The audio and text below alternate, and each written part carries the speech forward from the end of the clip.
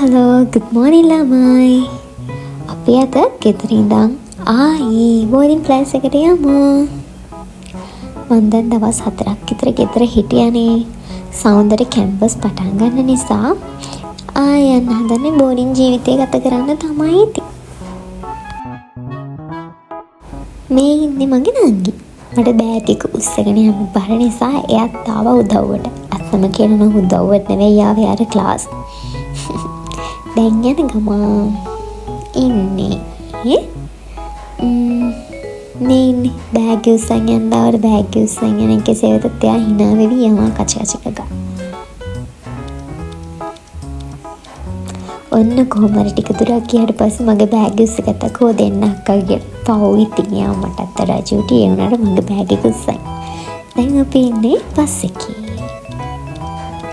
දැන් ළමයි boarding class එකට යන ගමන් නංගිට ක්ලාස් නිසා නංගිව ක්ලාස් එක ගාවින් දාලා මං ආයේ බස් එකට නැගලා එන ගමන් ඉන්නේ. තව චුට්ටයි දුර එන්නකො ඉක්මනට දුවලා යම් මාත් එක්ක බෝඩින්ට මොකද වෙලා තියෙන්නේ බලන්න.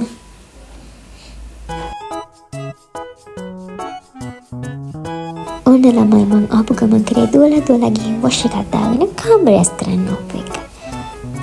කොහේ හරි ගිහින් ආපුවම කාමරය ඇස් කරන පුරුද්ද මට තාම තියෙනවා. මගේ ප්ලාන්ට්ස් දෙක පරවලා ඇති කියලා හිතලා බය වෙලා හිටියේ. ඒ වුණාට එහෙම වෙලා තිබුණේ නැහැ. ඒ නිසා මම වතුර චුට්ටක් දාලා එළියෙන් දී. ඉතින් ළමයි අපි දුවලා ගිහින් ස්ටඩි ටේබල් එකයි අඳයි අස් කරමු. මොකද හෙට කැම්පස් නිසා කැම්පස් එකෙන් දුන්න වැඩ වගේක් තියෙනවා කරන්න. ඊට පස්සේ අපි කමු. එන්නකො ඉස්සරහම අපි කාමරය ඇස් කරලා ඉන්න. ඔයාලා දන්නවද ළමයි බෝඩින් ක්ලාස් එකට ආවට පස්සේ මම ගොඩාක් දේවල් ජීවිතය ගැන ඉගෙන ගත්තා. තනියම කාමරය ඇස් කරන්න රෙදි හොදගන්න උයන්න ඒ අතරතුරේ පාඩම් කරන වැඩ ඒ හැමදේම හරියට බැලන්ස් කරගෙන කරගන්න මම ඉතින් පුරුදු වුණා. ගෑනු ළමයෙක්ට බෝඩින් ජීවිතයක් කියන්නේ එච්චර හොඳ අත්දැකීමක් නෙවෙයි. මොකද පවුලෙන් වෙන් වෙලා ඉන්න තියෙන කාලේ ගොඩයිනේ. කොකෝ එන්නකො මාත් එක්ක කාමරේ ෆයිනල් ලුක් බලන්න. දැන් අපි කාමරේට යමු. ටටා.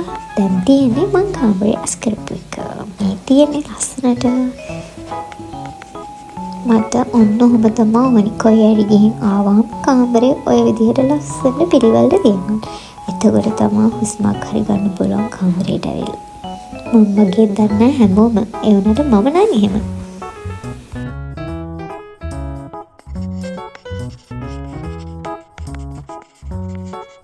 ළමයි දැන් අපි යමුක බත් කන්න. ඊට කලින් වතුර එකක් උණු කරගත්තා. ඊට පස්සේ අම්මි උදේ එද්දි කෑම මට ඔක්කොම දාලා දුන්නා.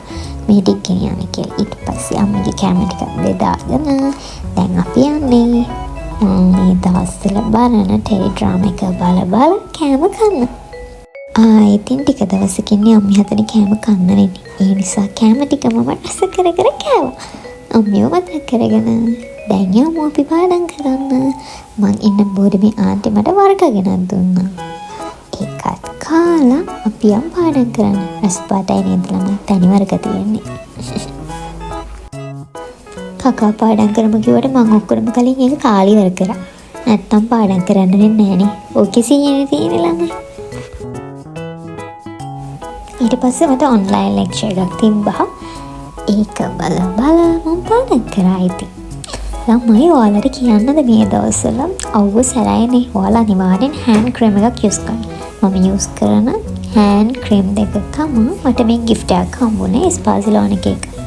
අනික නම් මොකද දන්නේ මම ගත්තේ නෝ ලිමිට් එක මාහර සුවඳයි. ඉතින් ඔන්න ළමයි ටිකක් කළා නිදාගන්න ගිහලා හවස් වෙලා කිරි එක්කුත් හදාගෙන ආයෙත් පාඩම් කරන්න පටන් ගත්ත සුපුරුදු පරිදි.